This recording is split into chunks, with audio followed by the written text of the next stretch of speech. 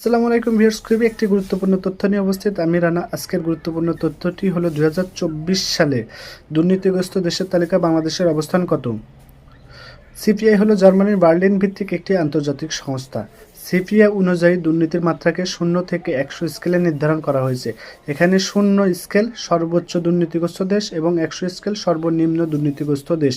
তাহলে চলুন জেনে নিই দুর্নীতিগ্রস্ত 5টি দেশ সম্পর্কে। সবচেয়ে বেশি দুর্নীতিগ্রস্ত দক্ষিণ সুদানে, দেশটির স্কোর 100-র মধ্যে মাত্র 8। এছাড়াও যথাক্রমে রয়েছে সোমালিয়া, ভেনেজুয়েলা ও সিরিয়া।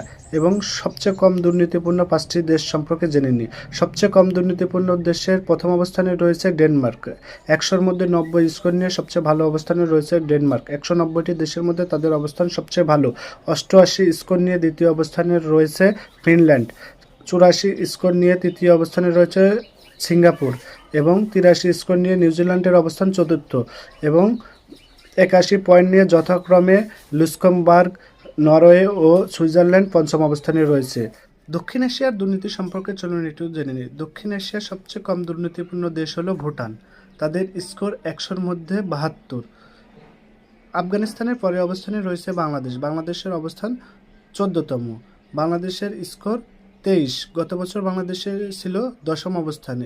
তাদের স্কোর ছিল গত বছর 24, এই বছর 23। মানে দুর্নীতিতে বাংলাদেশের কোনো উন্নতি হয় নাই। অন্যান্য দেশ খারাপ করায় বাংলাদেশের অবস্থানের উন্নতি হয়েছে।